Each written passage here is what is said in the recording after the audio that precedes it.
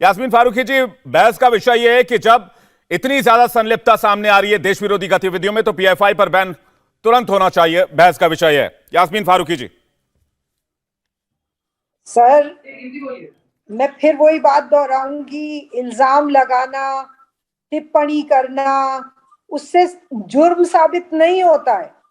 पहले अगर 2007 में बात आई, उससे पहले आई, उसके बाद हुई, तो कहीं ना कहीं ये मान लीजिए कि जुर्म साबित नहीं हुआ।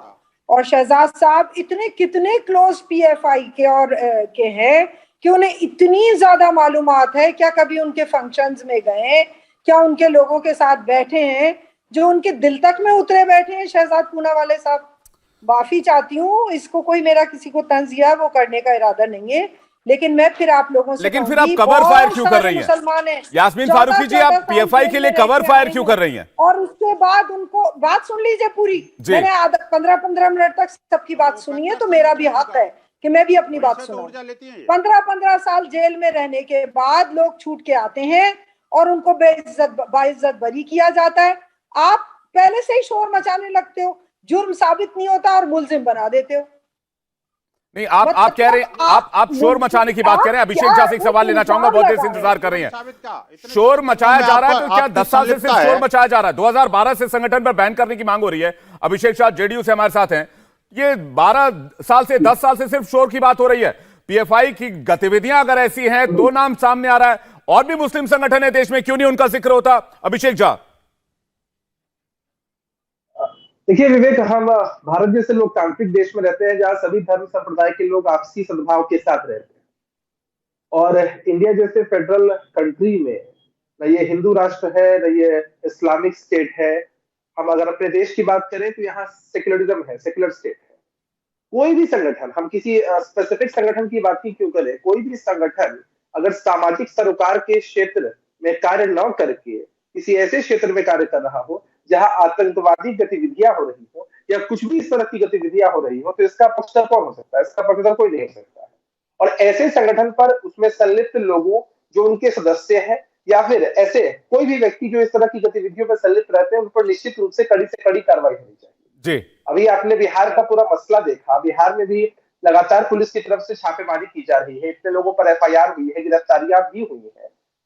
हमारी सरकार की पूरी मंशा यही है कि अगर कहीं भी किसी के भी तार ऐसे संगठनों से जुड़े हुए हों जो लोग समाज में गड़बड़ी फैलाना चाहते हैं, जो सांप्रदायिक सौहार्द को खराब करना चाहते हैं, जिनकी मंशा है कि संविधान की मूल प्रस्तावना सेक्युलर स्टेट को डिस्टर्ब करना, संविधान की मूल प्रस्तावना के साथ छेड़छाड़ करना, ऐसे लोगों को किसी भी कीमत पर बर्दाश्त नहीं किया जा सकता है। और ये पूरे देश के स्तर पर होना चाहिए। मैं यही बात कह रहा हूं, जो बात आप कह रहे हैं अभिषेक, आप जिस एक सुर में विरोध कर रहे हैं, मैं यही बात तमाम मेहमानों से सुनना चाहता हूं, लेकिन वो समर्थन नहीं मिल पाता। कलीमुल हाफिज कुछ कहना चाह रहे थे थोड़ी देर पहले। ये कवर फायर की बात जो बार बार आती है कलीमुल हाफिज साहब, ये क्यों आती है? और सबसे बड़ी बात, जो बात अभिषेक कह रहे हैं कि अगर ऐसी गतिविधियों में नाम सामने आ रहा है और अभी से नहीं 10 साल से पहले से आ रहा है, तो फिर एक साथ कहिए कि हाँ ठीक है पीएफआई को बैन करो। इसलिए कि झूठ है, ये इसलिए कि झूठ है, साबित नहीं कर सकते। यास्मीन फारूकी जी, मैं कलीमुल साहब से सवाल पूछ रहा हूँ। यास्मीन फारूकी जी, मैं आ रहा हूँ आपके पास। यास्मीन फारूकी जी, मैं आ रहा हूँ। कलीमुल हाफिज साहब बोलिए।